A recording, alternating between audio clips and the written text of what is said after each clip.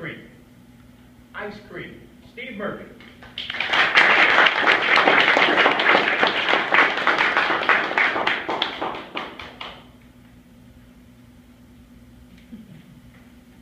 No, ladies and gentlemen, I'm not doing a Gene Simmons impression. I'm licking an ice cream cone. Why? Because I like ice cream. I like ice cream. It's something that runs in my family.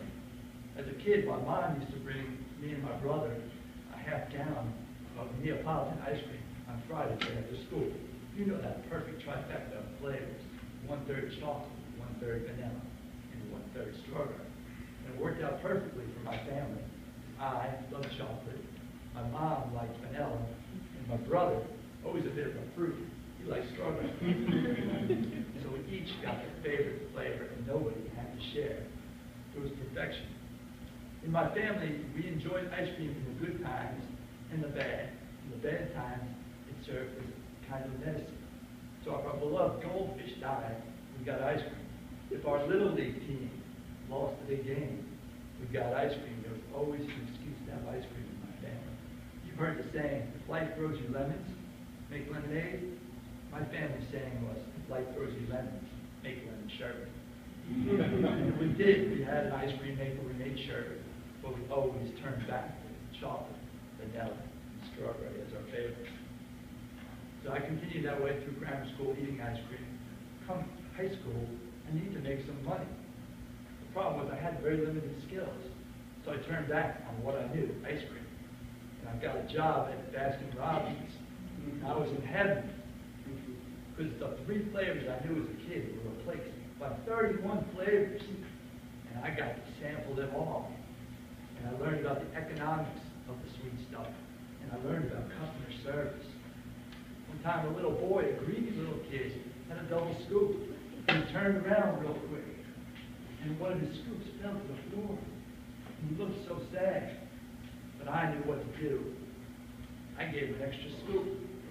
And it was a real win-win situation. The kid got his scoop back, and Baskin Robbins got themselves a customer for life. So I made some money at Baskin Robbins, but I decided I wanted more in life, so I went to college. And yes, I stuck with my love of ice cream. I explored all these fancy new flavors that I became accustomed with. Like Ben & Jerry's, you heard of the Vermont ice cream maker? All those little beautiful pints of ice cream with premium ingredients and funny names. Who could forget Cherry Garcia with cherry ice cream, fudge flakes, and real cherries? Or my favorite, Chunky Monkey, banana ice cream, fudge flakes, and walnuts. These were great flavors, and I ate them all. At times, though, Ben & Jerry's seemed to take over my life. I absorbed their lingo as my own, sometimes to the chagrin of my family and friends. Like, for instance, if I had a good dinner, I would say not as good or as tasty. I would say it's better than fish food. You know, the Ben & Jerry ice cream. Another time, I would love Peggy Sue. I gave her a term of endearment, but it wasn't sugar, it wasn't sweets. It was my Chunky Monkey. She didn't like that one bit. She gave me the evil eye. So sometimes this ice cream thing is costly. Another time I went to Coney Island for an ice cream eating contest.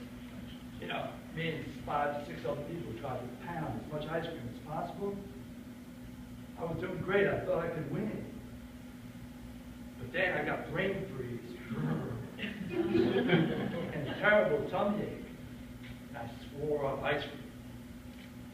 That lasted for 1, 2, 3 days.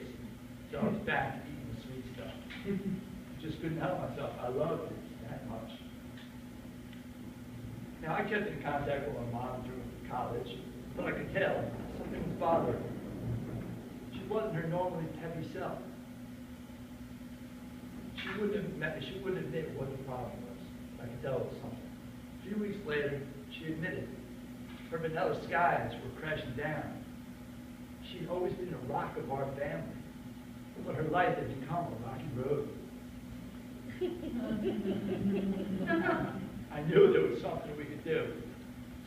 with my brother, and we did a surprise visit. We drove down there, and I, of course, loaded up the car with Ben & Jerry's. We got home, hey, Mom, gave her a big hug, and I laid the Ben & Jerry's on the counter. It was only then I realized there was a problem.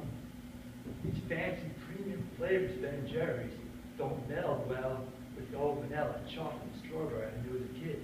They're all a mishmash of flavors. It's hard to tell where the chocolate ends and the vanilla begins. The vanilla begins and the strawberry ends. Also difficult. And my brother, he looked at my ice cream and I looked at him, and I wanted his and he wanted mine. We started fighting. At one point, it became too much for my mom. She ran over to the counter, grabbed 3 Ben & Jerry's pints, and threw them into the trash. And I looked down at the trash, and a tear came to my eye. It was so sad. And then she went to the freezer. She took out the old, trusty half-gallon of Neapolitan ice cream. She grabbed 3 bowls, 3 spoons. She went into the TV room, sat down. And I looked at my brother, and he looked at me. And we realized we had made a mistake. We shouldn't have been fighting over ice cream. We were there to support my mom and lead the family. I felt terrible. So what did we do? We decided we'd go in there and be with my mom. I sat on one edge of the couch. My brother took the other. We each grabbed a spoon. I grabbed some chocolate ice cream. My mother grabbed the vanilla. And my brother, always a fruit, grabbed the strawberry. And we didn't share ice cream that day, but we shared stories and we shared laughs. And we taught my mom that life was fun, life was good, life was grand. And yes, we had a little ice cream